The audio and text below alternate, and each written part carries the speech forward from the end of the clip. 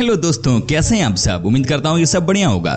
दोस्तों, हमारे देश में हर धर्म के लोग रहते हैं। कोई हिंदू है तो कोई मुसलमान है, कोई सिख है तो कोई ईसाई भी है। लेकिन क्या आपको लगता है कि सबके बीच में एकता है? जी हाँ, कई मौकों पर हम एकता की मिसाल भी देते हैं तो कई मौकों पर लड़ाई भी हो जाती है। लेकिन क्या आपने सोचा है कि भारत में मुसलमान का इतिहास क्या है? जी हाँ, ये कहाँ से आए और कैसे भारत में रहने लगे?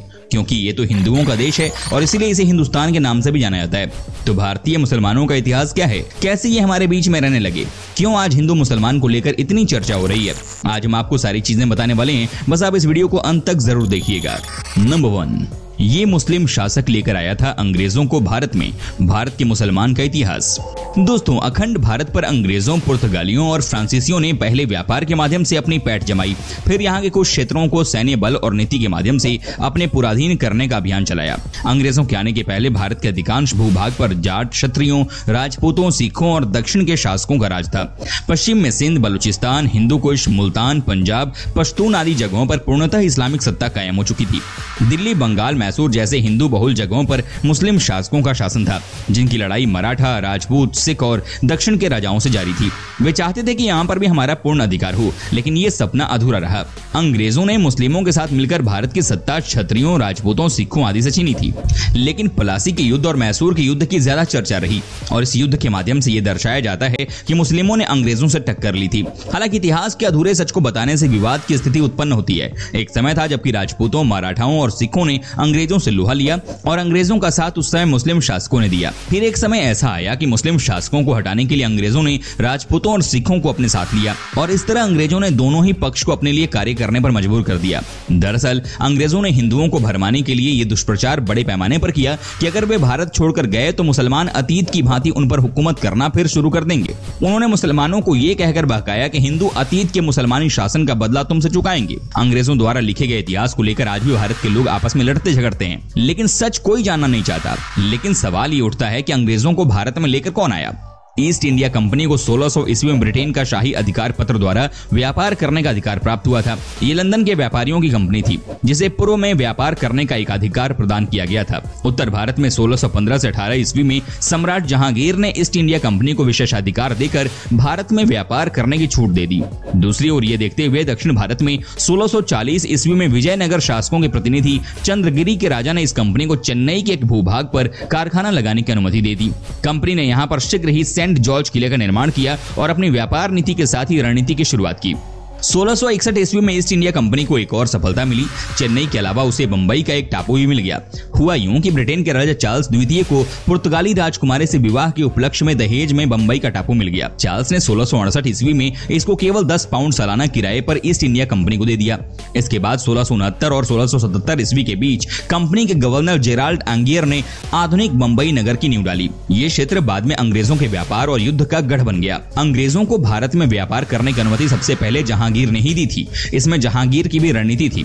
जहांगीर और अंग्रेजों ने मिलकर 1618 से लेकर 1750 तक भारत के अधिकांश हिंदू रजवाड़ों को छल से अपने कब्जे में ले लिया था। बंगाल उनसे उस समय तक अछूता था और उस समय बंगाल का नवाब था सिराजुद्दौला। बाद में 1757 में उसे भी हरा दिया गया। सिराजुद्दौला और अंग्रेजों की लड़ाई को प्लासी के युद्ध के नाम से भी जाना जाता है। प्लासी का युद्ध 23 जून 1757 को मुर्शिदाबाद के दक्षिण में 22 मील दूर नादिया जिले में गंगा नदी के किनारे प्लासी नामक स्थान पर हुआ था। इस युद्ध में एक और ब्रिटिश ईस्ट इंडिया कंपनी की सेना थी तो दूसरी ओर बंगाल के नवाब की सेना। कंपनी की सेना ने रॉबर्ट क्लाइव के नेतृत्व में नवाब सिराजुद्दौला को हरा दिया। इस युद्ध की जानकारी लंदन के इंडिया हाउस लाइब्रेरी में उपलब्ध है। वहां भारत की गुलामी के समय के 20,000 दस्तावेज उपलब्ध हैं। वहां उपलब्ध दस्तावेजों के अनुसार अंग्रेजों के पास प्लासी के युद्ध के समय मात्र 300 सिपाही थे और सिराजुद्दौला के पास 18,000 सिपाही। उस समय ब्रिटिश सेना नेपोलियन बोनापार्ट के खिलाफ युद्ध लड़ रही थी। आश्चर्यजनक रूप से कंपनी ने सिराजुद्दौला की सेना को हरा दिया था। ईस्ट इंडिया कंपनी को भारत में लाने वाले मुगल जहांगीर और उसके बाद के सम्राट शाह आलम द्वितीय असहाय सी कंपनी की फौजों को बढ़ते हुए देखते रहे। उनके देखते देखते कंपनी ने मैसूर के मुस्लिम राज्य को हड़प लिया और हैदराबाद के निजाम को आत्मसमर्पण करने के लिए मजबूर कर दिया। लेकिन वो कुछ नहीं कर सका। हालांकि वो इस बात से संतुष्ट होता रहा कि कंपनी ने मराठों और राजपूतों को भी उखाड़ फेंकने के लिए अभियान चलाया हुआ है। डेविड आक्तोर्लोनी, जो कि कंपनी की सेवा में एक मुख्य सेनानायक था, मराठों से दिल्ली की रक्षा की। वॉरेन हेस्टिंग्स के प्रशासन काल में मराठों द्वारा आत्मसमर्पण कर दिए जाने के बाद तो मुगल सम्राट वस्तुतः कंपनी का एक रिटायर्ड और पेंशन युक्त कर्मचारी बनकर रह गया। 1829 ईस्वी में आसाम, 1843 ईस्वी में सिंध, 1849 ईस्वी में पंजाब और 1852 ईस्वी में दक्षिणी बर्मा भी कंपनी के शासन में आ गया। बर्मा से पेशावर तक कंपनी का पूर्ण आधिपत्य था। कंपनी ने ब्रिटिश सेना की मदद से धीरे धीरे अपने पैर फैलाने शुरू कर दिए और लगभग संपूर्ण भारत पर कंपनी का झंडा लहरा दिया। उत्तर और दक्षिण भारत के सभी मुस्लिम शासकों सहित सिख, मराठा, राजपूत और अन्य शासकों के शासन का अंत हुआ। भारत में ब्रिटेन का दो तरह से राज था, पहला कंपनी का राज और दूसरा ताज का राज। 1857 से शुरू हुआ ताज का राज 1947 में खत्म हो गया। इससे पहले 100 वर्षों तक कंपनी का राज था। इतिहासकार मानते हैं कि 200 वर्षों के ब्रिटिश काल के दौरान संभवतः 1904 में नेपाल को अलग देश की मान्यता दे दी गई। फिर सन 1906 में भूटान को स्वतंत्र देश घोषित किया गया। तिब्बत को 1914 में भारत से अलग कर दिया गया। इसके बाद 1937 में बर्मा को अगले देश की मान्यता मिली। इसी तरह इंडोनेशिया, मलेशिया भी स्वतंत्र राष्ट्र बन गए। बाद में 1947 को भारत का एक और विभाजन किया गया। हालांकि इस पर कई इतिहासकारों में मतभेद है। नंबर 2, भारतीय सेना में मुस्लिम रेजिमेंट ना होने का वायरल सच। हमारे देश की सेना में पंजाब से लेकर मराठा तक और राजपूत से लेकर गोरखा रेजिमेंट तक मौजूद हैं। लेकिन सोशल मीडिया पर इन दिनों एक सवाल पूछा जा रहा है कि जब सेना में राजपूत रेजिमेंट है तो मुस्लिम रेजिमेंट क्यों नहीं है? सेना में मुस्लिम रेजिमेंट क्यों नहीं है, इसकी वजह ही बताई जा रही है। क्या किया जा रहा है दावा? सोशल मीडिया पर 2.5 मिनट के एक वीडियो के जरिए दावा किया जा रहा है, आजादी के बाद से लेकर आज तक कोई भी ऐसी रेजिमेंट ही नहीं बनी जिसमें मुस्लिम समुदाय की पहचान या नेतृत्व दिखाई देता हो। ऐसा क्यों है?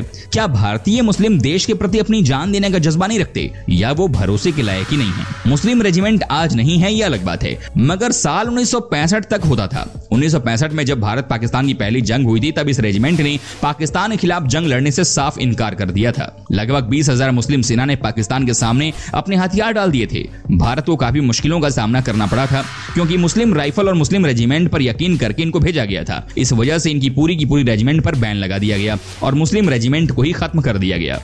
क्या है दावे का सच? भारतीय सेना की आधिकारिक वेबसाइट पर एबीपी न्यूज ने ढूंढने की कोशिश की कि क्या कभी सेना में मुस्लिम रेजिमेंट थी। वेबसाइट पर सेना की मद्रास से लेकर सिख रेजिमेंट तक, बिहार से लेकर असम रेजिमेंट तक का नाम मिला, लेकिन कहीं ऐसी कोई जानकारी नहीं मिली जो ये बताती हो कि सेना में मुस्लिम रेजिमेंट थी या नहीं। नंबर 3, जब मुसलमान आक्रमणकारी देश में आए तो क्या क्या बदला? दोस्तों, दरबारी इतिहासकारों ने मुगलों के शासन को तो महान बताना शुरू कर दिया, लेकिन मौर्य वंश की बात करना भूल गए। इन लोगों को अकबर द ग्रेट तो याद रहा, लेकिन अशोका द ग्रेट को भुला दिया गया। शाहजहां द्वारा बनवाई गई कलाकृतियां तो याद रही, लेकिन महाराणा प्रताप के शौर्य को भुला दिया गया।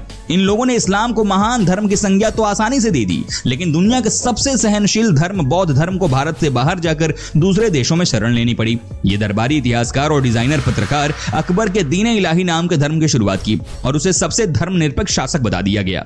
लेकिन जब सम्राट अशोक ने अहिंसा के रास्ते पर चलने के लिए सबसे बड़े साम्राज्य को ठोकर मार दी, तो इतिहासकारों ने इस पर ज्यादा बात नहीं की। इसीलिए आज हम इतिहास की असली क्रोनोलॉजी के जरिए यह समझने की कोशिश करेंगे कि 800 वर्षों के दौरान जब मुसलमान आक्रमणकारी भारत आए तो इस दौरान क्या क्या हुआ। क्या वाकई में इन आक्रमणकारी